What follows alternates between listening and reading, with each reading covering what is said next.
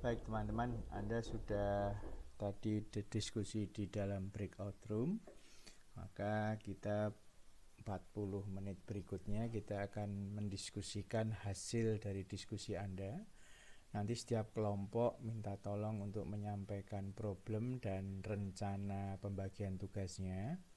Mohon yang dipresentasikan di saat ini adalah original hasil ya.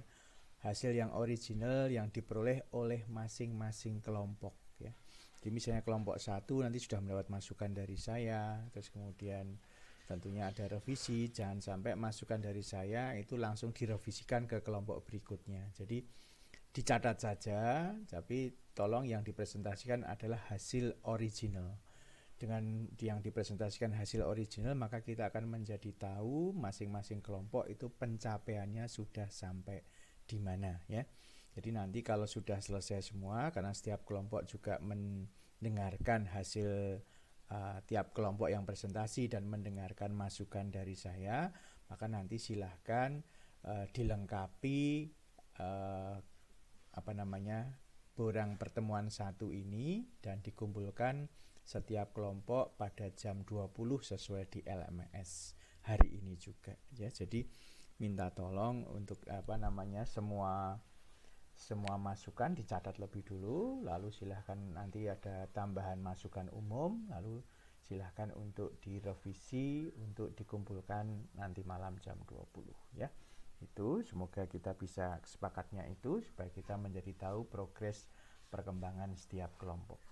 Oke, berikutnya kelompok 1 dulu, silahkan untuk presentasi hasilnya, silahkan share screen. Silahkan.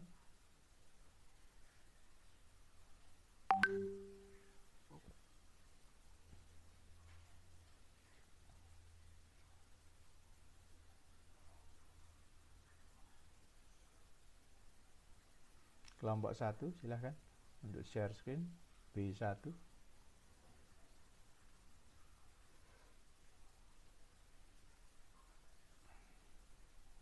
Ya, silahkan problemnya disampaikan.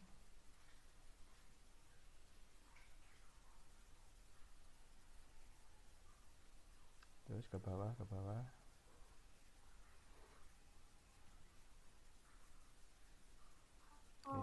Selamat pagi Pak, selamat pagi teman-teman. Ini hasil yang sudah sempat saya dan teman-teman kelompok saya bahas. Di sini ada hal-hal yang sudah diketahui terkait pemicu, terkait soal pemicu tadi. Ya, oke. Kemudian Problemnya untuk silahkan disampaikan. problemnya itu, yang pertama itu gaya hidup pasien ini tidak baik. Kemudian pasien ini dia mengalami overweight, tadi sudah dihitung BMI-nya, hasilnya 27,3. Kemudian penggunaan amlodipin 10 mg satu kali sehari itu tidak dapat mengontrol tekanan darah pasien. Kemudian pasien berencana membeli Watch lebih dari yang diresepkan. Kemudian pasien tidak tuntas mengkonsumsi cefixime atau antibiotika, di mana dia hanya mengkonsumsi selama 2 hari dan disimpan dengan harapan bisa meminumnya ketika ESK-nya kambuh. Yang keenam, tekanan pekerjaan pasien yang sangat padat dan kurangnya aktivitas pasien. Nah, dari problem pemicu itu, hal-hal yang belum kelompok kami ketahui itu adalah adanya interaksi obat yang mungkin timbul dalam penggunaan obat-obat di atas, kemudian informasi terkait obatnya, kemudian terapi non-farmakologi yang berkaitan dengan kondisi pasien sama edukasi penggunaan obatnya. Pak, untuk pembagian tugasnya tadi masih kami rembuk bersama. Oke. Baik, saya kasih ini dulu ya yang penulisan problem itu ya. Jadi karena Anda adalah calon apoteker, tolong fokus dulu terkait problem terkait obat dulu. Jadi terkait gaya hidup, overweight itu nanti belakang saja. Jadi mungkin urutannya kalau Anda mengatakan bahwa penggunaan amlodipin tidak dapat mengontrol tekanan darah pasien ya, eh, itu sebagai kondisi penggunaan obat di masa lalu itu menjadi pertama, itu boleh ya. Itu boleh karena memang namun demikian dipertanyanya begini, bukankah itu sudah ada solusinya kan? ya. Jadi bukankah itu sudah ada solusinya, yaitu apa? Orang tersebut, pasien tersebut membeli obat X4G dengan resep, kan begitu. Jadi penggunaan amlodipin memang tidak dapat mengontrol tekanan darah karena tekanannya 140/100. Tetapi solusinya sudah ada. Ya, solusinya sudah ada, ya, yaitu pasien datang ke dokter dan mendapatkan obat yang baru, ya. Secara implisit kan ceritanya demikian, ya. Jadi tolong dilihat kembali karena ini adalah problem yang di masa lalu dan sudah mendapatkan solusinya, yaitu diberi obat yang baru. Itu pendapat saya demikian. Terus kemudian pasien berencana membeli X4G lebih yang dari diresepkan, ya. Saya rasa problemnya perlu ditulis lebih tajam, ya. Kalau Anda menganggap ini tidak boleh, mengapa nggak boleh? Nah, itu menjadi sebuah problem gitu, ya. Jadi begitu, ya. Jadi kalau pasien berencana membeli X4G lebih dari yang diresepkan, itu kan masih berencana, gitu. Tapi apa sih dari sini potensial problem yang terjadi itu apa? Jadi dia masih berencana dan dia menanyakan. Tapi kalau ini benar-benar terjadi, kira-kira potensial problemnya apa? Nah, ini yang harus dipikirkan, ya. Jadi apakah tidak sesuai karena peraturannya sebetulnya harus dengan resep atau apa? Lah ini yang sesuatu yang disampaikan di situ, ya. Jadi kalau masih berencana kan itu kan masih obrolan, ya. Jadi belum mengatakan sebagai sebuah problem. Tapi bagaimana Anda mengatakan bahwa ini sebetulnya akan menjadi problem, ya. Entah saat ini atau di masa mendatang, ya. Pasien tidak tuntas mengkonsumsi Cefixim. Oke. Kemudian tekanan pekerjaan pasien yang sangat padat dan kurangnya aktivitas fisik pasien. Ini problemnya di mana? Nah, coba kelompok ini bisa menjawab. Ini problemnya di mana?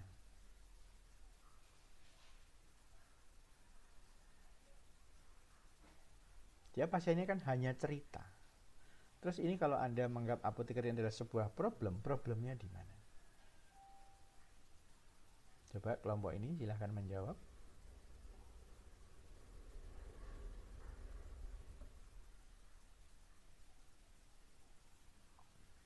Maaf Pak, mau bantu. Soalnya tadi kan si pasiennya overweight gitu kan Pak. Yes, terus? Nah, dengan kurangnya aktivitas pasien itu, ya problem utamanya akhirnya dia menyebabkan overweight. Dimana kalau kalau seseorang mengalami overweight itu bisa mempengaruhi kesehatan pasien. Itu enggak sih Pak? Yo, orang gemuk yang sehat ya ada kok. Iya juga sih. Nah, ini artinya gini loh, artinya gini. Kalau Anda menganggap tekanan pekerjaan pasien sangat padat dan kurang aktivitas fisik itu adalah sebuah problem, kaitkan dengan penyakitnya, pengobatan penyakit, atau apa lagi, ya. Jadi kalau menurut Anda tekanan pekerjaan sangat padat dan kurangnya aktivitas fisik ini tidak menunjang gaya hidup untuk apa? Terkait penyakitnya apa? Atau terkait dengan pengobatan penyakitnya?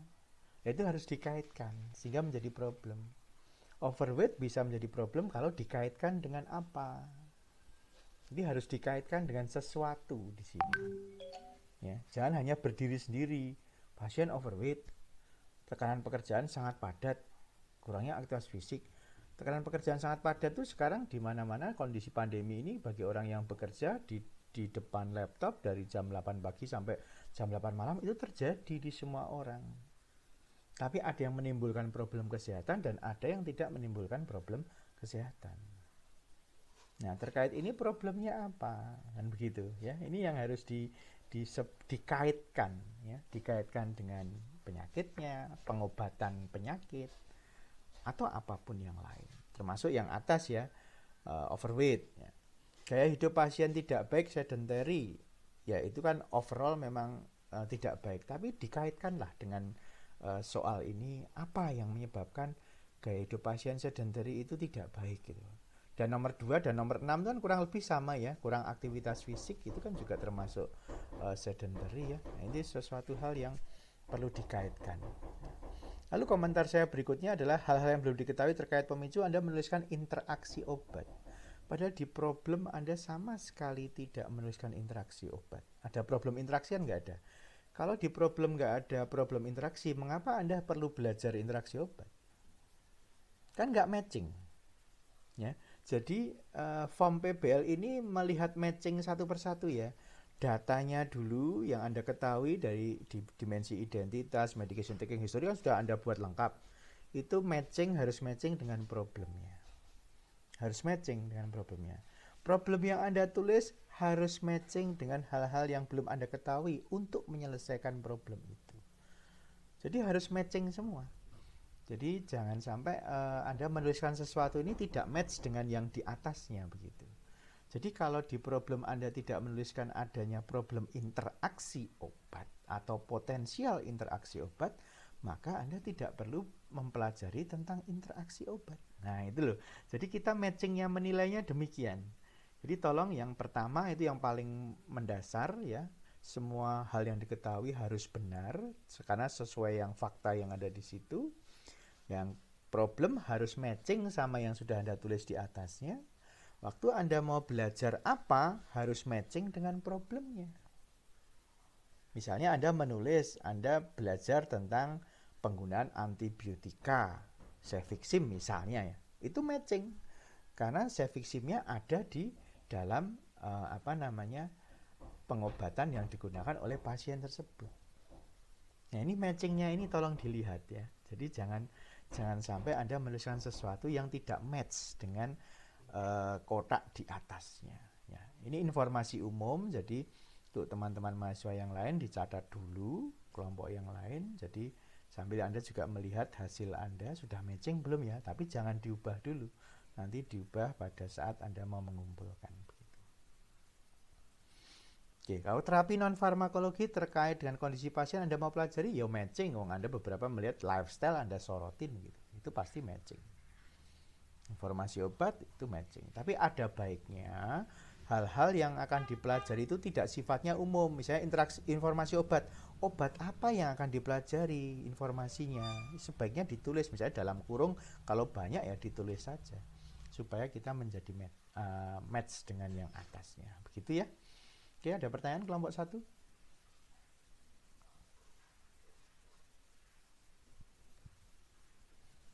Silahkan.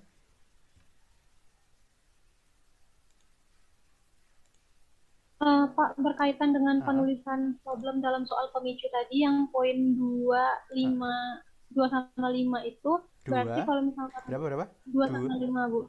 2, 1 sama 5, 2 sama 5 aja, Pak. Oh, 2 sama Berarti 5? kalau misalkan dirumuskan itu berarti kayak gaya hidup pasien dapat berpengaruh terhadap keberhasilan terapi tekanan darahnya gitu ya, Pak? Nah, itu problem. Bagus. Ya, kan berarti kan kalau itu problem Anda harus memberikan solusi kan? Kan gitu. Kan dia cerita. Oh, Anda nyimpulin problemnya gaya hidup pasiennya nih tidak cocok untuk keberhasilan terapi hipertensi lah. Disitulah Anda siap bisa memberikan solusi. Ya, itu cocok kalau itu. Oke, sudah paham ini? Sudah, Pak. Oke. Pak. Ya, boleh tanya lagi. Silahkan.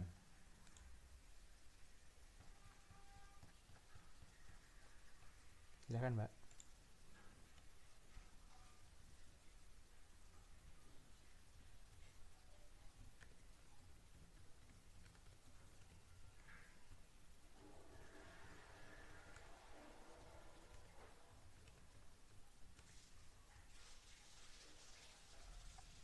Pak, maaf saya ingin bertanya. Jadi untuk problem yang sudah ada solusinya itu kesimpulannya tetap dituliskan problem bersama solusinya atau tidak, Pak? Contohnya yang kayak nomor 1 itu, Pak. Nomor 1 gimana? Kan permasalahannya amlodipin, terus sudah ada solusinya, ternyata pasiennya beli obat baru. Jadi itu problemnya tetap ditulis gitu, Pak? Apa nggak usah kalau udah ada solusinya? Problem yang ditulis itu yang akan menyebabkan Anda memberikan solusi. Kan ini secara tidak langsung pasien tersebut sudah tahu dia menggunakan obat yang pertama amlodipin tidak terkontrol. Terus dia ke dokter. Nah oleh dokter, loh kok memang nggak terkontrol ya? lalu diberikan resep obat pengganti. Harapannya apa? Supaya dispertensinya kan terkontrol. Nah, apakah ada problem terkait penggunaan obat yang baru ini? Lah itulah yang Anda pikirkan. Ya, kalau amlodipinnya kan sudah berlalu penggunaan obatnya kan sudah tidak dipakai. Begitu. Betul? Baik Pak, terima Yes. kasih. Oke, baik. Kelompok berikutnya, kelompok 2. Pak, saya mau bertanya sekali lagi, boleh nggak, Pak? Ya.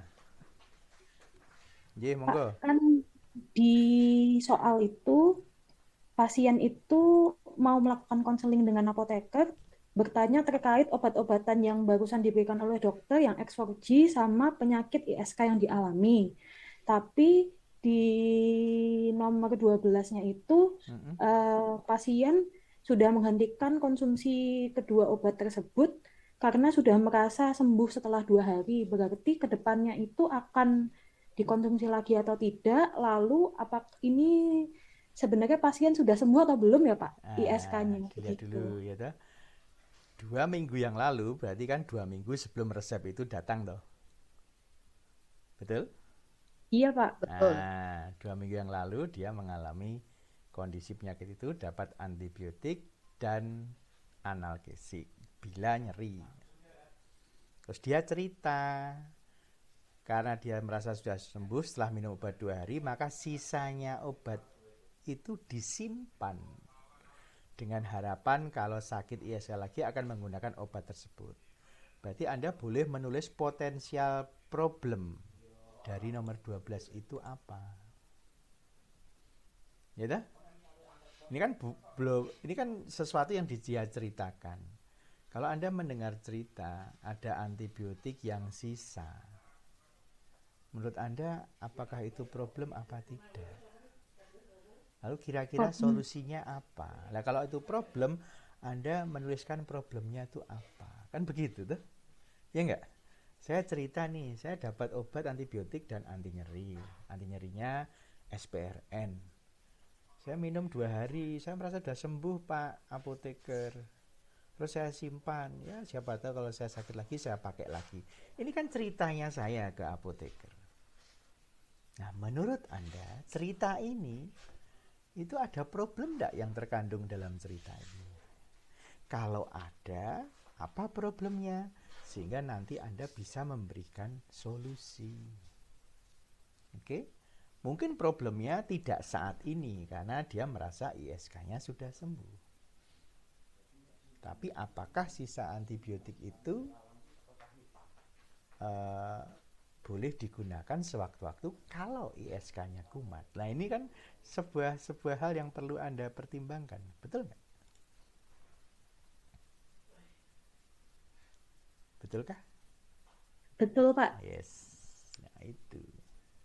Ya, baik. Terima kasih Pak. Ya, oke.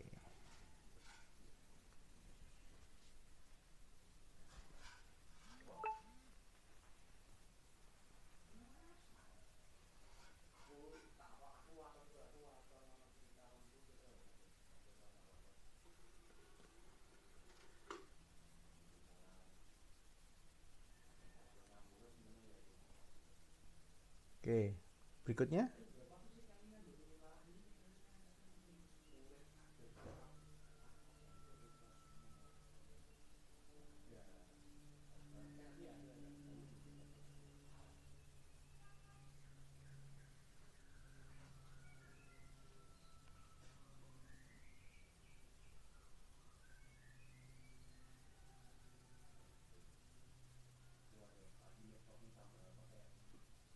Oke, baik. Selamat pagi Pak Yosef dan teman-teman. Jadi kami dari kelompok 2 akan menyampaikan hasil diskusi kami. Nah, untuk problemnya itu ada 6. Pertama, penggunaan obat X4G sudah tepat, tetapi pasien bermaksud ingin membeli 3 dus untuk persediaan. Nah, di sini problemnya tidak sesuai dengan resep. Kemudian yang kedua, pasien baru pertama kali menggunakan X4G. Nah, ketiga, obat Cefixim untuk ISK tidak diminum sampai habis karena pasien merasa sudah sembuh sehingga obatnya disimpan uh, untuk nanti ketika pasien merasakan sakit lagi bisa diminum seperti itu. Kemudian problem keempatnya penggunaan NSAID yaitu Voltaren dan ketorolac dapat berpotensi meningkatkan tekanan darah pasien, di mana diketahui pasien mempunyai riwayat penyakit hipertensi. Problem kelimanya, pasien juga mengalami kenaikan berat badan. Kemudian berat badan ini termasuk ke dalam kategori overweight yang dapat mempengaruhi tekanan darah dari pasien itu sendiri. Kemudian problem keenam, pasien memiliki lifestyle yang buruk atau kurang mendukung terapi yang diperoleh pasien. Oke. Ya itu stop dulu problemnya dulu saya beri komentar ya. Oke. Pengguna Swervolgi sudah tepat. Saya tidak tahu ya Swervolgi sudah tepat atau belum ya. Yang jelas kan dia beli X4G. Tapi lebih baik problemnya kan dia beli ingin 3 dos untuk persediaan, dalam arti ingin membeli lagi itu kan berarti tidak memakai resep. Nah menurut Anda ini problem apa tidak? Kan gitu ya. Masalah X4G tepat atau belum kan dia baru mau beli gitu, kan belum tahu dia pakainya bagaimana. Tapi ada problem di situ, dia ingin beli lebih banyak, tentunya kan tidak sesuai dengan resep yang diresepkan. Nah apakah itu problem apa tidak lah, itu silahkan ditulis kalau itu menjadi sebuah problem kan begitu. Pasien baru pertama kali menggunakan S4G, apakah itu problem? Ya. Problemnya di mana?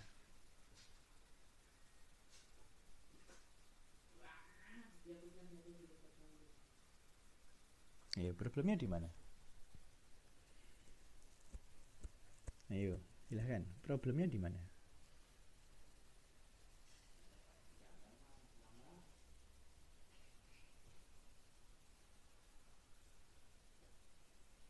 Anda bayangkan dia baru terima obat ini pertama kali, terus dia mengajak apoteker untuk berdiskusi atau dia meminta konseling atau arahan dari apoteker. Mungkin tidak dia ingin tahu lebih banyak tentang obat yang akan diminum ini? Gimana kelompok 2? Mungkin tidak dia akan tanya, X4G ini obat apa sih? Kenapa saya harus ganti dengan ini? Betul nggak? Betul kan? Nah, dia akan memicu banyak pertanyaan. Mungkin karena memang dia baru pertama kali, tapi kan mengatakannya tidak itu kan. Mungkin problemnya ini problem implisit ya. Pasien mungkin ingin tahu lebih jauh tentang X4G itu apa. Kalau ini sebagai problem, mungkin Anda bisa menulis pasien baru pertama kali menggunakan sehingga mungkin belum mengetahui cara aturan pakai atau apapun. Nah itu sudah menjadi problem kan ya. Pasien baru pertama kali menggunakan sehingga belum tahu cara pakai atau mekanisme atau apapun yang dia ingin tahu. Karena apa? Settingnya ini kan ingin melakukan konseling dengan apoteker, dan apotekernya oke. Berarti kan di sini akan ada proses diskusi yang cukup intens. Anda bisa membayangkan ini memang problem yang implisit, tidak eksplisit nampak ya, gitu. Sehingga pasien mungkin belum mengetahui, dia ingin tahu lebih banyak. Nah bagaimana cara Anda memformulasi keterangan saya ini menjadi sebuah problem bagi pasien yang baru pertama kali menggunakan obat ini? Nomor 3 saya tidak komentar gitu. Jadi tidak diminum sampai habis itu problemnya di mana sih? Merasa sudah sembuh itu kan omongannya pasien kan gitu tuh. Kalau dilihat dari cerita nomor 3 ini yang Anda tulis, ini problemnya di mana ini gitu kan gitu.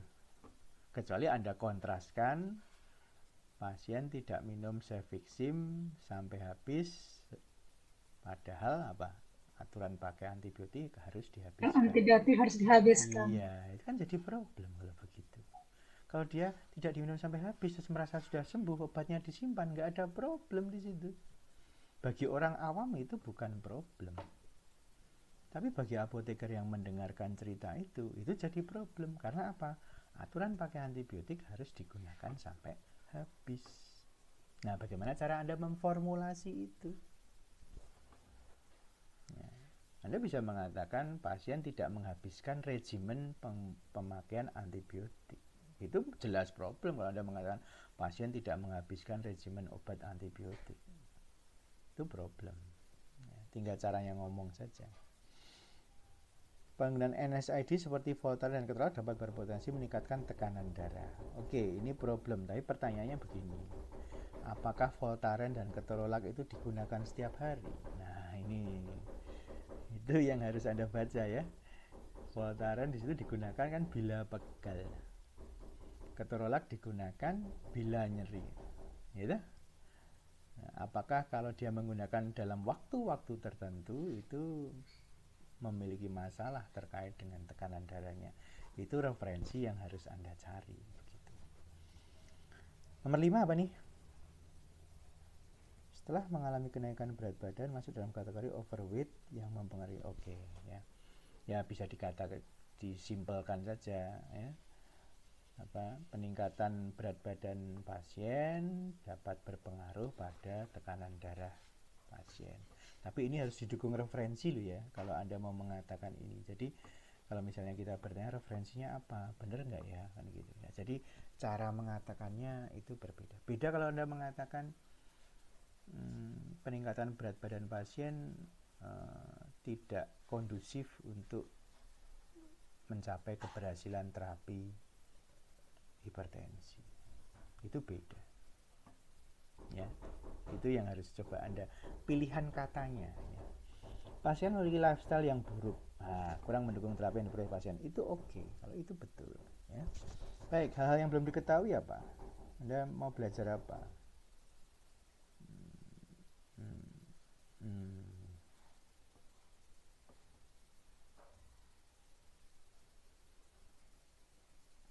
Nomor 7 ngapain itu dipelajari? Tapi saya hanya tanya ya, tapi terserah Anda deh.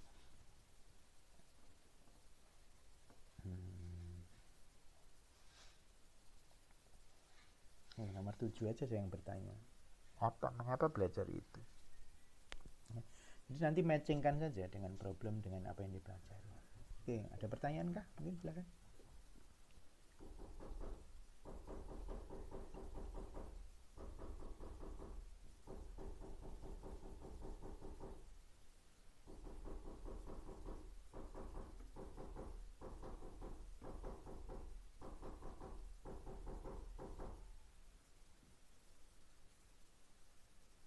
Silahkan.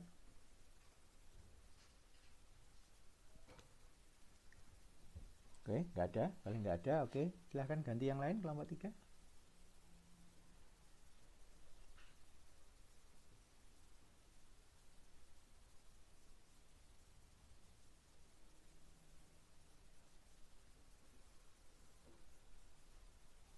Kelompok 3, silahkan.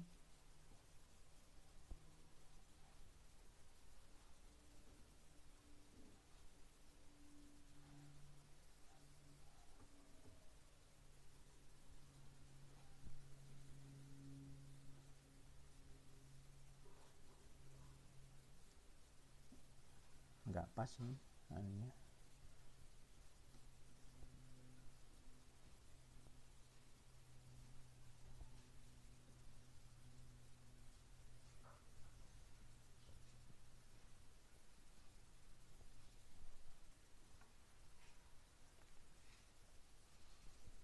Oke, silahkan disampaikan.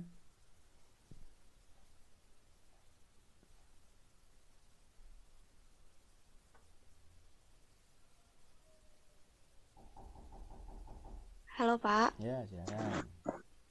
Jadi kalau dari kelompok kami setelah kami berembuk untuk problemnya, yang pertama pasien tidak patuh dalam mengkonsumsi obat ISK, terkhusus untuk obat cefiximnya yang adalah antibiotik. Kemudian yang kedua, gaya hidup dan pola makan pasien tidak mendukung keberhasilan terapi. Yang ketiga, pasien ingin membeli obat tidak sesuai resep dokter, yaitu obat Exforge sebanyak 3 dus. Lalu yang keempat, tekanan pekerjaan yang padat dapat memicu stres yang dapat memperburuk hipertensi pasien. Kemudian yang kelima, penyebab pasien mengalami hipertensi dan ISK belum diketahui pasti. Oke. Baik, yang pertama tidak patuh mengkonsumsi obat ISK. Oke, itu jelas ya, ada di situ. Nomor 2 itu seharusnya nanti belakangan ya, harusnya nomor 3 naik dulu. Pasien yang beli obat tidak sesuai dengan resep karena tanpa resep ya. Oke. Terus gaya hidup dan pola makan tidak mendukung keberhasilan terapi. Keberhasilan terapi yang mana? Ya, itu terus tekanan pekerjaan padat. Oke. Nomor 5 problemnya apa ya? Penyebab pasien mengalami hipertensi dan ISK belum diketahui pasti. Terus kalau itu menjadi problem, solusi dari apoteker apa?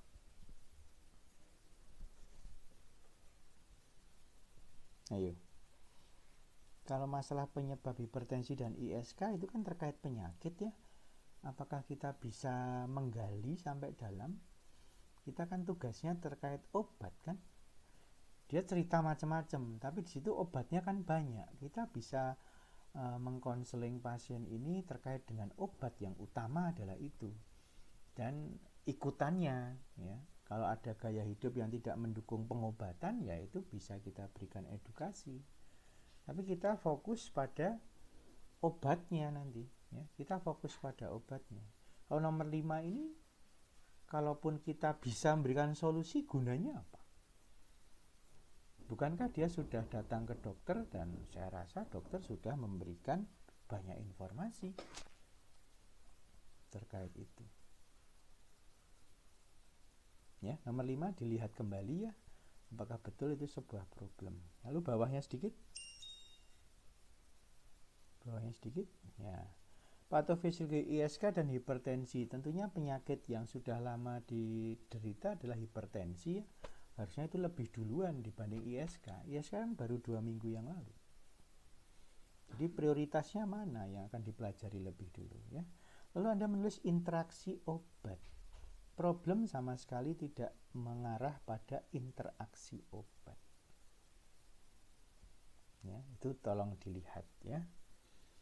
Terkait efek samping obat. Kok Anda ingin belajar efek samping obat?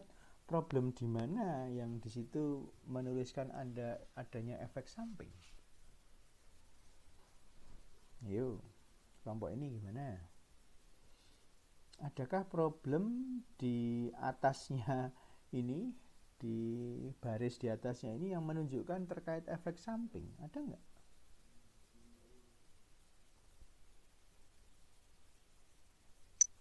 Kalau di problemnya nggak ada sih Pak. Oke, kalau nggak ada ya. Tapi kalau nanti ada ide terkait efek samping ya boleh itu dipelajari, gitu. Tapi kalau nggak ada ya nggak usah. Rekomendasi terapi, apa yang mau direkomendasikan? Pertanyaan saya itu. Anda bicara rekomendasi terapi itu apa yang akan direkomendasikan? Coba.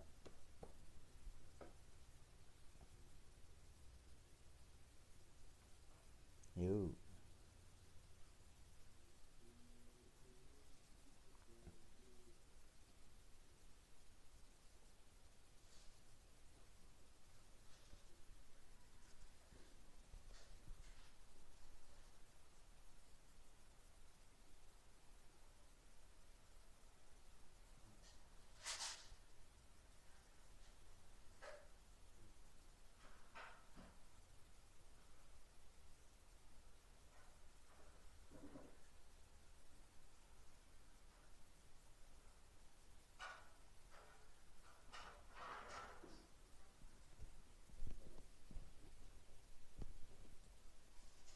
Halo?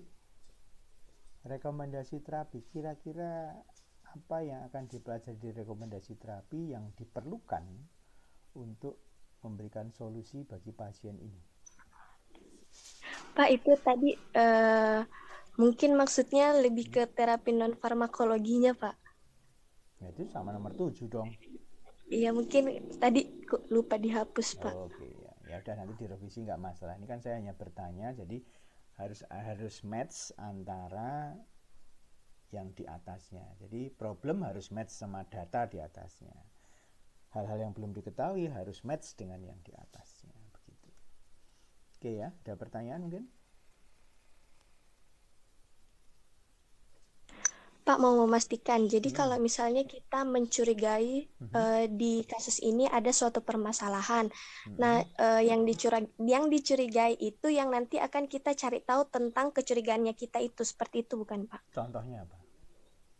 Misalnya kayak tadi yang interaksi antar obat kan, kami sebelumnya kayak belum ngerti gitu Pak, kalau misalnya si hal-hal yang belum diketahui ini harus berkaitan sama problem. Nah, maksudnya kayak kami mikirnya mau cari interaksi antar obat, kayak biar kita tahu gitu loh Pak, apakah ternyata ada interaksi antar obat yang nanti bisa mempengaruhi tekanan darah pasien, seperti itu Pak. Oke, ya, interaksi itu kan ada dua, yang faktual terjadi, yang teramati melalui soal, atau yang potensial terjadi. Ada dua kemungkinan ya. Kalau ada di soal, berarti yaitu faktanya apa yang terjadi. Tapi kalau terkait kecurigaan, potensial yang terjadi boleh. Kalau Anda, ini kalau diminumnya setiap hari, terus ada yang minum ini juga, wah nanti ini bisa bahaya nih.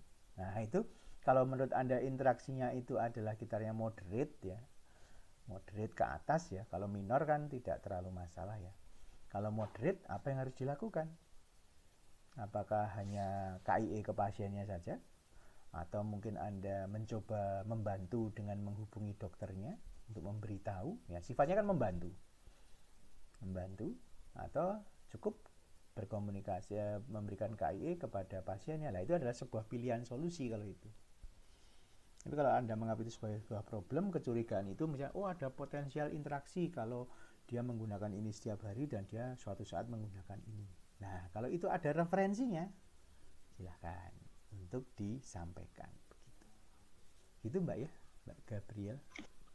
Oke Pak, terus mau tanya lagi terkait solusinya itu, apakah perlu dicantumkan di borang Pak? Tuh, solusi minggu hari Kamis. Ini hari ini ngomong problem, ya. Solusinya Kamis, Mbak. Oke Pak, Ya, terima kasih. Hari ini kita hanya bicara problem. Kalau kasus ini harus selesai hari ini, Anda tidak mudeng apa-apa kan begitu. Ya, tapi ini problem dulu. Kamis solusinya apa? Nah, setelah itu hari Senin atau Kamis minggu depannya, yang kelas A kan Senin, kalau kelas B kan Kamis, presentasi care plan-nya. Care plan-nya apa? Terkait problem, solusi, sama nih apa yang akan Anda lakukan. Nah, gitu. Ceritanya demikian PPL-nya. Oke, sudah jelas ya? Baik, ganti kelompok 4.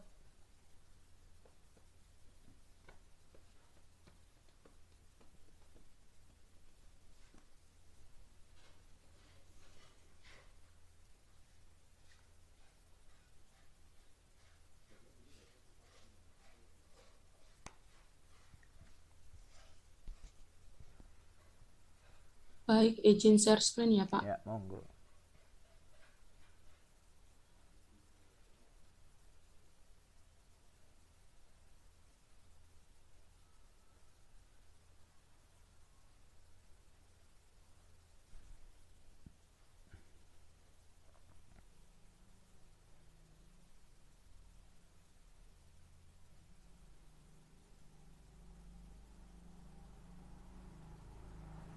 Apakah screen saya sudah terlihat, Bapak dan teman-teman? Sudah.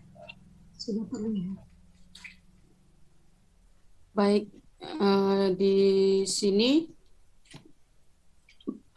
maaf Pak, sebelumnya bertanya, apakah saya perlu membacakan yang sedikit? Langsung problemnya aja. Problem. Baik. Di sini dari kelompok 4, kami menyimpulkan penulisan problem dalam soal pemicu itu yang pertama adalah pasien mengkonsumsi amlodipin 10 mg, tetapi tekanan darah pasien belum terkontrol atau tekanan darah bervariasi. Nah, yang kedua itu pasien ingin membeli obat ekspor sebanyak 3 dus atau sebagai persediaan oleh pasien, tetapi tidak menggunakan resep. Nah, yang ketiga penggunaan obat Cefixime pasien tidak menggunakannya tidak sampai habis. Nah, cefixime ini kan merupakan antibiotik yang aturannya harus dikonsumsi atau dihabiskan supaya tercapai tujuan terapinya. Nah, yang keempat, lifestyle pasien yang buruk, kurangnya aktivitas pasien, kurang olahraga, sering mengkonsumsi seafood yang dapat memperburuk keadaan pasien. Nah, yang kelima, pasien mengalami kelebihan berat badan, yaitu BMI-nya 27,3. Yang nomor 6, pekerjaan pasien yang cukup berat sehingga dapat meningkatkan tekanan darah pasien. Ketujuh, penggunaan multivitamin tidak digunakan dalam waktu jangka panjang dan pola hidup pasien tidak mendukung terapi hipertensi pada pasien. Selanjutnya, yang kedelapan, kurangnya edukasi dan informasi kepada pasien terkait penggunaan obat khususnya antibiotik. Nah, hal-hal yang belum diketahui terkait pemicu itu kami menyimpulkan yang pertama itu apakah terdapat interaksi obat yang digunakan oleh pasien. Yang kedua, apa efek samping dari ekspor G. Yang ketiga, bagaimana mekanisme kerja obat ekspor G. Seperti itu. Yuk, saya lihat dari nomor 1 ya. Nomor satu. Ya, nomor 1 komentarnya sama dengan yang kelompok lain ya. Nomor 2, oke, itu problem ya, dia tidak tahu, tidak sampai habis, harus dia benar. Oke. Lifestyle pasien yang buruk itu memperburuk keadaan pasien apa gitu. Keadaan pasien itu kan umum sekali gitu.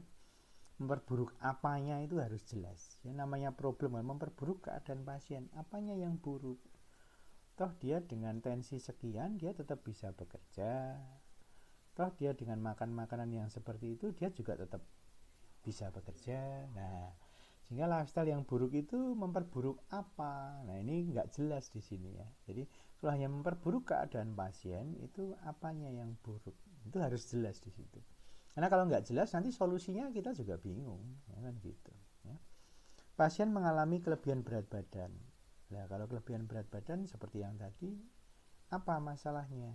Kan itu setiap orang bisa aja kelebihan berat badan, tapi ada yang kelebihan berat badan tetap sehat. Contoh misalnya olahraga sumo di Jepang itu, semuanya kan olahragawannya overweight. Tapi waktu dicek kadar gula, kadar kolesterol, kadar macam-macam, mereka dinyatakan semuanya masuk range. Padahal mereka overweight, jelas overweight kalau dihitung dari BMI. Tapi mereka sehat. Nah, ini sehingga kata pasien mengalami kelebihan berat badan itu kalau dianggap jadi problem terkait dengan apa, itu harus jelas ya. Pekerjaan pasien cukup berat sehingga dapat meningkatkan tekanan darah. Loh, kalau meningkatkan tekanan darah terus kenapa masalahnya? Itu kan gitu. Nah, ini harus dikaitkan ya, harus dijelaskan. Penggunaan multivitamin maksudnya penggunaan multivitamin tidak digunakan dalam jangka panjang. Maksudnya apa ini? Dia menggunakan multivitamin itu kan sudah 3 bulan terakhir setiap hari. Itu faktanya. Jadi mengapa Anda menulis problemnya penggunaan multivitamin tidak digunakan dalam jangka panjang? Apa? Maksudnya bagaimana? Nomor 7. Maksudnya penggunaan vitamin berturut-turut gitu Pak. Oh gitu. Nanti kalau ada referensinya ya, jadi Anda bisa mengatakan penggunaan multivitamin atau sebut saja mereknya apa yang ada di situ tidak disarankan digunakan setiap hari karena, nah kan itu ada karenanya, itu seperti itu lebih bagus ya. Kurangnya edukasi dan informasi kepada pasien terkait penggunaan obat khususnya antibiotika. Problemnya di mana? Kok Anda tahu itu dia kurang edukasi dan informasi? Kan otomatis kalau Anda melihat problem nomor 3, berarti Anda langsung menjadi tahu, oh dia memang butuh edukasi. Butuh edukasi itu solusi. Kan gitu.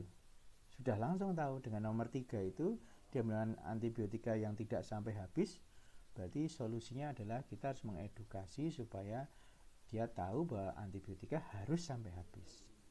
Tapi kalau problemnya kurang edukasi dan informasi, itu yang menyatakan siapa? Karena permasalahan nomor 3 itu sudah akan memberikan solusi.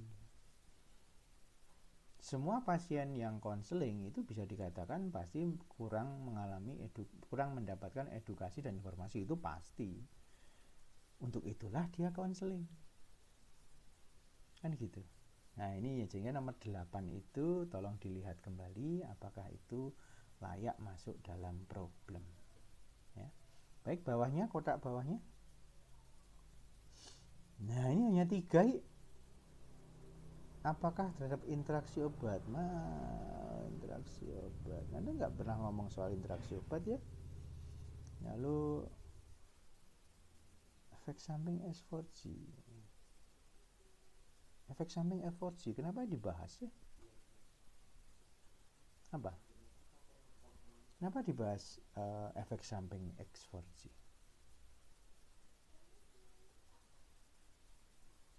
Ayo. Kenapa dibahas? Silakan.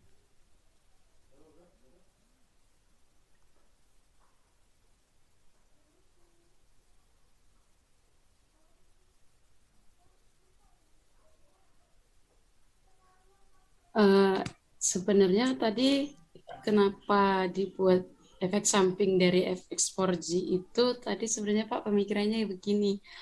Jadi kan karena pasien kan hendak menerima X4G, jadi kita perlu tahu untuk efek samping dari X4G itu yang harus diketahui oleh si pasiennya Pak. Berarti Anda di problemnya nggak menyebut toh. Harusnya mungkin Anda menyebut pasien menanyakan, pasien belum tahu tentang penggunaan obat yang paling baru ini toh. Betul nggak? Ya benar Pak. Nah itu kan belum ada di problem. Kalau Anda ingin memberikan efek samping, mekanisme kerja, aturan pakai, kan pasien ini kalau lihat dari ceritanya kan dia cukup terdidik ya, hitungannya terdidik, dan begitu dia obatnya ganti terus dia konseling sama dia cerita selama ini di masa pandemi dia ngapain. Nah ini kan suatu hal yang sangat bagus. Bisa jadi dia dalam obrolan itu dia akan bertanya, kok obat saya diganti sih dari amlo ke sini ke kombinasi amlo dengan valsartan, kenapa Pak apotekernya? Nah itu kan kemungkinan kan dia akan bertanya seperti itu. Jadi waktu membaca soal ini Anda harus membayangkan, kalau saya menjadi pasien ini, kira-kira obrolan saya seperti apa ya. Jadi nanti Anda akan mendapatkan problem yang secara eksplisit ada di soal, dan ada problem yang implisit akan muncul kalau Anda memperagakan sendiri kira-kira komunikasinya dengan apoteker waktu menanyakan banyak hal. Jadi Anda harus membayangkan dari dua sisi fakta yang sudah terungkap dalam soal dan adanya hal lain yang akan terungkap karena Anda melakukan tanya jawab. Anda bisa mensimulasikan secara sendiri kok. Misalnya tadi Anda bilang, kok obat saya diganti ya Pak apoteker oleh dokter, kenapa ya? Apa bedanya dengan obat saya yang lama? Apakah obat yang lama tidak manjur lagi? Sehingga saya harus pakai obat ini. Nah, jadi kan informasi tentang obat yang resep yang paling baru ini kan harus diberitahukan. Nah, bagaimana Anda mengemas ini sebagai sebuah problem sehingga solusinya nanti akan ada informasi tentang X4G yang cukup lengkap mungkin dari apoteker. Paham nih kelompok 4? Paham Pak. Nah itu, jadi lihatlah problem secara eksplisit maupun yang implisit. Sama dengan potensial interaksi. Interaksi apa yang sudah nampak dan apa yang belum nampak. Itu harus coba dilihat. Jadi saya mengajari Anda untuk melihat apa yang memang nampak bisa ditangkap oleh panca indera Anda. Tapi apa yang akhirnya bisa diungkap oleh Anda berdasarkan tanya jawab dan data yang diperoleh. Dan Anda punya interpretasi, oh ini tidak nampak ini di depan, tapi setelah digali harus ada informasi terkait ini. Orang rapat makan cemilan itu nggak problem bagi orang awam. Ya enggak? Anda ini kuliah dengan saya sambil tiduran tengkurap, Anda lihat laptop, usia Anda masih muda, mungkin Anda tidak mengalami pegal-pegal di leher karena Anda masih muda. Tapi kebiasaan ini akan menjadi kebiasaan yang buruk. Mata menjadi tegang, mata harus fokus karena melihat laptop terlalu dekat dan sebagainya. Ini bisa menjadi sebuah potensial problem di masa mendatang. Nah, maksud saya dengan ilustrasi ini, mungkinkah ada potensial problem di masa mendatang kalau ada sesuatu yang diobrolkan saat ini akan terjadi di masa mendatang begitu. Nah, ini yang harus mulai diungkap ya. Sebagai seorang calon apoteker, jangan terbiasa melihat sesuatu fakta yang ada di, misalnya ini dilambangkan di soal saja. Tapi cobalah begali yang lebih dalam begitu. Ya, paham ya kelompok 4 ya? Oke, lanjut kelompok 5, kelompok terakhir. Baik, Pak. Terima kasih, Pak.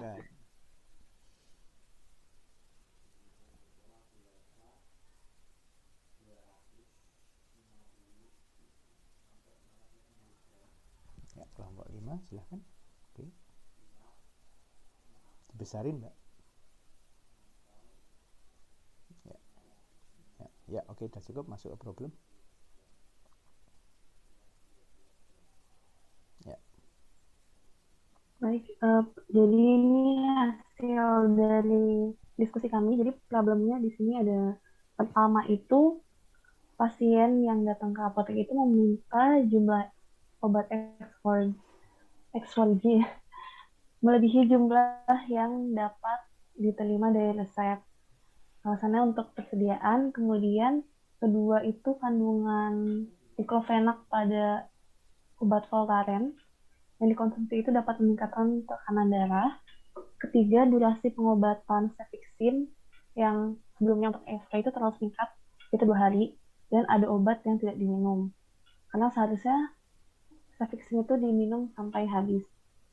Kemudian ada kemungkinan terjadi interaksi antara X4G yang berisi kandungan X4G yaitu valsartan dengan ketorolak yang dipakai berupa peningkatan serum potasium, peningkatan toksisitas dan penurunan efek valsartan.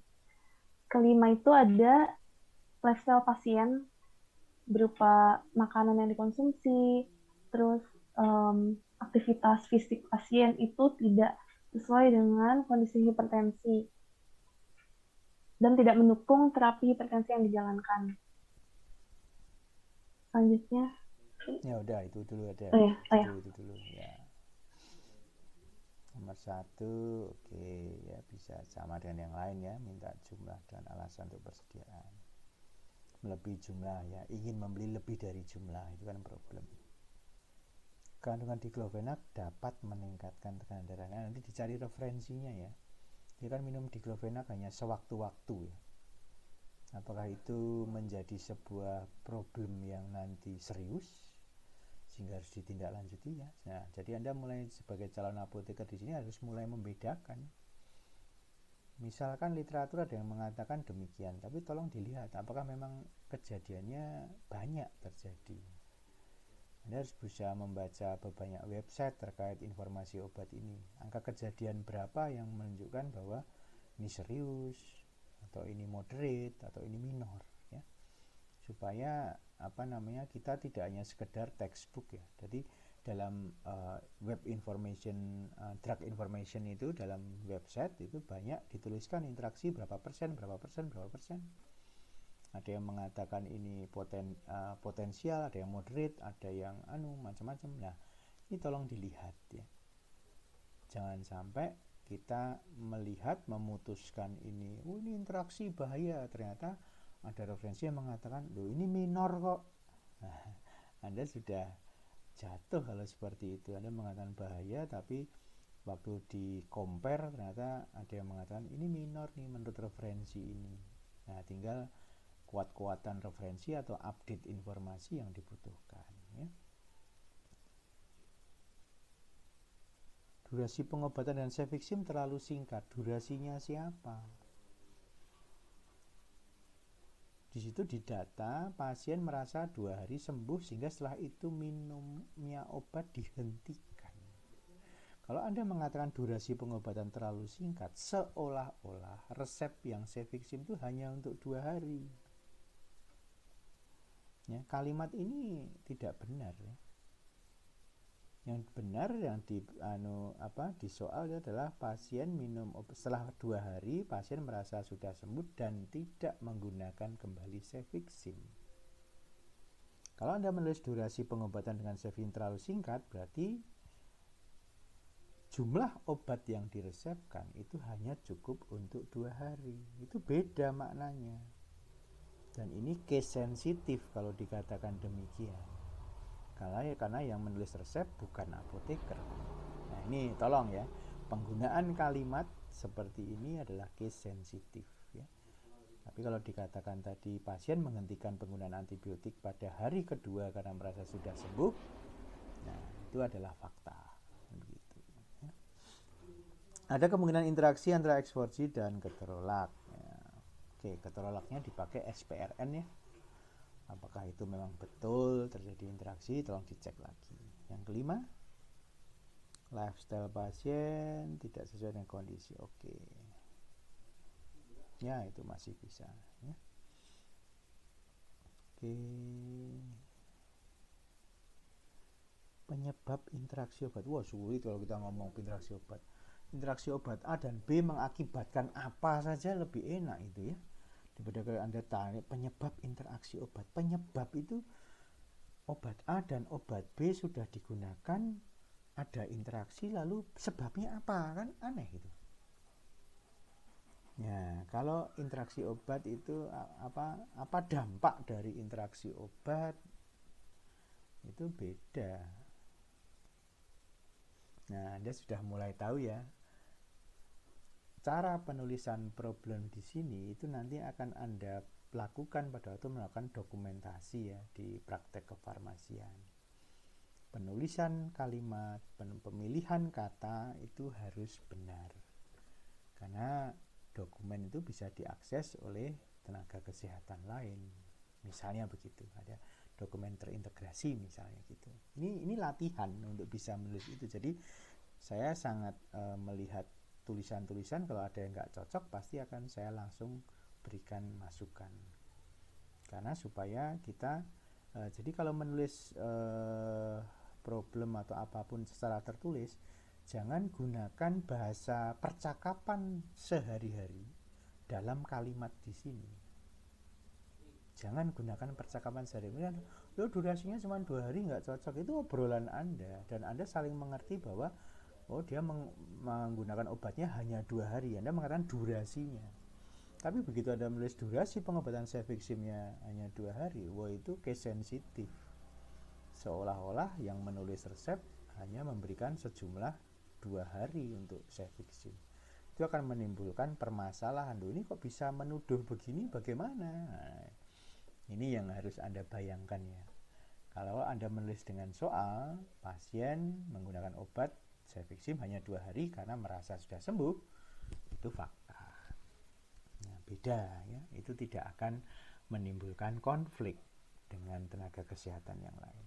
Oke, lihat yang paling atas yang hal-hal yang diketahui ya. Saya mau menerangkan secara umum untuk kelompok 5 sudah terakhir di sini. Terus ke atas lagi. Ya, ini kayaknya belum lengkap juga ya. Ini baru identitas ya. Identitas pasien. Terus tadi saya minta apa sih? Identitas pasien, lalu gejala, bawahnya apa? Riwayat pengobatan, oke, ya toh. Riwayat penyakit, ya toh. Riwayat penyakit, ya. Riwayat pengobatan boleh, ya. Lifestyle, ya, dibaginya itu. Jadi identitas, kemudian penyakit yang dialami dulu dan sekarang, obat yang digunakan dulu dan sekarang, gejala yang timbul ya, lifestyle. Jadi ini sudah saya sesuaikan dengan poin-poin yang nanti besok kalian akan ujian kompetensi gitu ya. Jadi ini kita belajar sesuai dengan poin-poin yang Anda harus kuasai. Identitasnya, penyakit yang dialami dulu dan sekarang itu apa, gejala yang pernah terjadi itu apa, obat yang pernah dipakai dulu apa, sekarang apa, lifestyle-nya seperti apa. Nah, itu dimensi-dimensi yang harus Anda urutkan itu, supaya nantinya Anda kalau belajar itu akan fokus pada itu dulu, pada dimensi-dimensi itu. Sehingga kalau Anda menulis riwayat pengobatannya itu benar, ya, coba Anda tulis tuh, redoxon, triple action serta imbus itu ngapain? Bukankah tertulis digunakan setiap hari selama 3 bulan? Kalau Anda hanya menulis redoxon, triple action serta imbus, itu enggak, dosis regimennya enggak ada, teman-teman. Ini sebuah penulisan riwayat yang tidak lengkap sama sekali, sehingga tidak menjadi benar apabila mayoritas kelompok tidak memikirkan ada obat yang digunakan setiap hari, ya, dalam 3 bulan terakhir, sehingga memunculkan kemungkinan problem interaksi. Ini sama sekali yang nggak ada mikir sampai situ, karena Anda menulisnya hanya redoxon, triple action serta imbus, titik. Padahal tertulis di soal apa? Dalam 3 bulan terakhir digunakan setiap hari, kan gitu. Terus riwayat ISK-nya kapan? 2 minggu yang lalu. Jadi kalau 2 minggu yang lalu berarti kan pasien masih mengkonsumsi amlodipin kan. Ya, pernah terbayang nggak sampai situ? Jadi tolong ditulis riwayat ini harus benar ya. Jadi Anda harus bisa membayangkan, oh sakit ISK 2 minggu yang lalu, cefixim, ketorolak, berarti ada imbus, ada redoxon, terus masih ada amlodipin dong. Eksforsi kan belum beli. Nah. Ya, ada yang mikir sampai situ kah? Anda berdelapan loh satu kelompok. Ya, jadi dalam menulis identitas awal ini, apa yang diketahui di soal itu sangat penting. Makanya tadi saya sudah memberikan clue identitasnya apa, penyakitnya apa, penyakit dulu, sekarang. Dulu hipertensi, sekarang hipertensi, betul. Gejalanya apa? Dulu dia ngalami apa? Sekarang kan belum tahu. Yang sekarang apa? ISK itu yang sekarang kan 2 minggu terakhir ya itu. Terus apalagi pengobatan? Pengobatan yang dulu apa? Pengobatan yang dulu itu ada amlo, ada minum multivitamin, imunomodulator dan sebagainya. Pengobatan sekarang eksforsi dan mungkin imunomodulator dan multivitaminnya tetap diteruskan karena nggak ada keterangan untuk berhenti. Ya, itu kan hal-hal penting yang harus Anda pelajari betul kan. Ya. Dalam 3 bulan terakhir minum redoxon, triple action serta imbus dan seminggu 2 kali mengkonsumsi vitamin D3. Ada apa di dalam redoxon, triple action? Anda hanya menulis apa? Nah, redoxon, triple action. Karena redoxon yang tidak triple action kan ada kalsium di redoxon. Itu isinya beda dengan redoxon triple action. Nah, ini yang harus diketahui. Jadi, fokuslah pada obat. Ada amlo, ada eksforsi nantinya, ada multivitamin redoxon triple action, ada imbus, ada cefixim, ada ketorolak, ada voltaren, ada vitamin D. Pelajari setiap obat itu dengan benar. Komponen sendiri-sendiri dipelajari dulu. Karena obatnya banyak, Anda lihat ada nggak ya yang digunakan dalam waktu yang sama. Kalau ada, memunculkan problem nggak ya? Gitu, jangan menduga langsung interaksi. Ada problem nggak kalau digunakan secara bersama? Ya, itu yang harus diketahui. Jadi ini kelompok 5 ini menuliskan riwayatnya tidak lengkap, masih belum lengkap, sehingga sulit untuk bisa. Jadi redoxon saya yang kelihatan redoxon triple action sama imbus itu jelas. Jadi biasakan menulis nama obat, selain nama juga regimen dosisnya kalau ada tertulis di situ. Kalau ada regimen dosisnya, maka kita akan bicara khasiat dan keamanan. Itu pasti demikian. Jadi mulai program profesi ini bicaralah nama obat, dan regimen dosisnya kalau kita mau bicara khasiat dan keamanan obat. Kalau kita hanya bicara obat, saya minum Voltaren, kita nggak bisa bicara khasiat dan keamanan. Kita selalu akan bertanya, berapa kali sehari, minumnya pada saat apa. Itu baru bisa kita diskusikan bagaimana khasiat dan keamanannya. Gitu. Ibaratnya begitu ya. Jadi mulai biasakan nama obat, ada potensinya, ada frekuensinya, ada jumlahnya. Itu sesuatu yang harus ada karena kita bicara tentang khasiat dan keamanan. Ya. Di kuliah saya kita tidak bicara terkait mutu obat karena saya tidak bicara obat expire dan sebagainya di sini. Ya, nanti di standar di studi kelayaan manajemennya mungkin Anda akan bicara tentang mutu obat, itu beda lagi. Ya, itu yang jadi kita akan bicara khasiat dan keamanan, khasiat dan keamanan begitu. Oke, begitu ya. Jadi ada pertanyaan untuk kelompok 5?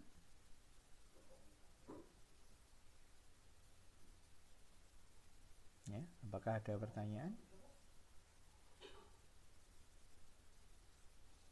Belum ada?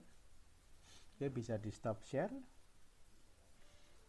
Ya, oke, jadi teman-teman, jadi dari hasil masukan dari saya untuk masing-masing kelompok, silahkan Anda catat ya. Anda misalnya kelompok 1 boleh juga nyatat masukannya kelompok 2, 3, 4, 5. Jadi sesuaikan dengan kondisi yang Anda sudah pelajari tadi.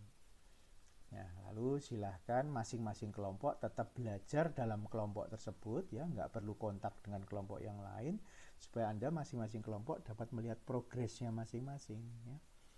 Saya lebih senang setiap kelompok punya progres masing-masing, tidak harus sama persis ya. Jadi satu sama lain kan sudah, kalau melihat detail itu kan sudah ada yang saling melengkapi ya. Jadi setelah kuliah ini nanti Anda diskusi lagi dalam kelompok Anda, diskusikan hasil Anda yang sudah diperoleh, hasil diskusi masukan dengan saya, baik untuk kelompok khusus untuk kelompok Anda plus dari masukan dari kelompok lain. Lalu tulislah kembali semuanya tadi yang masih kurang, tadi apa yang diketahui, lalu problemnya apa, kemudian rencana apa, belajarnya apa saja. Itu semua harus matching. Kalau nggak matching ya itu repot, nanti Anda nggak dapat apa, prinsip belajar PBL-nya ini nanti nggak dapat ya. Saya berharap ini mulai sesuatu hal yang baru ya. Satu kasus diselesaikan dalam 3 pertemuan. Jadi kalau satu kasus ini diselesaikan dalam 1 pertemuan, apa yang terjadi? Tidak ada satupun yang paham. Nah, ini yang harus diketahui ya. Jadi message dari kuliah PBL ini adalah apa? Ya, Anda harus belajar lebih banyak ya. 2 jam kuliah untuk menyelesaikan kasus ini nggak selesai. Anda harus belajar lagi. Nanti minggu depan hari Kamis present Anda punya makalah masing-masing yang Anda tulis 2-3 halaman, itu untuk apa yang Anda pelajari sudah Anda print soft copy-nya, udah Anda punya soft copy-nya. Nanti waktu ngumpulin yang pertemuan kedua diikuti dengan makalahnya masing-masing. Ya. Baru pertemuan ketiga care plan-nya apa untuk ini apa problem dan solusi, lalu care plan-nya apa untuk itu.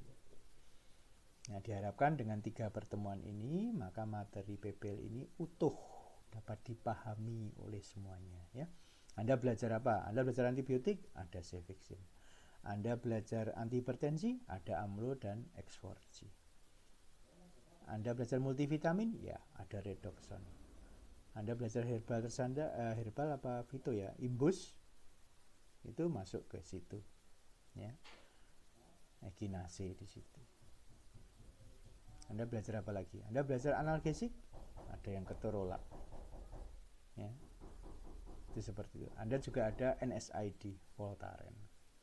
Jadi Anda belajar cukup banyak dalam satu kasus ini ya. Tolong pelajari tentang obat secara mendalam, lalu potensial problemnya apa saja atau problem faktualnya apa saja, itu yang harus disampaikan ya. Oke, begitu saja saya rasa kuliah hari ini ya. silahkan untuk diskusi kembali dalam kelompok Anda masing-masing dan kumpulkan di LMS per kelompok satu saja yang melakukan upload, dan dari yang hasil diupload itu tindak lanjuti untuk hari Kamis, yaitu siapkan paper masing-masing mahasiswa yang ditugaskan masing-masing kelompok, lalu didiskusikan di hari Kamis untuk mendapatkan solusi. Oke. Baik, itu saja yang ingin saya sampaikan ya. Semoga kuliah ini bisa memberikan cara baru Anda dalam hal belajar tentang obat-obatan ya. Terima kasih dan selamat pagi. Terima kasih.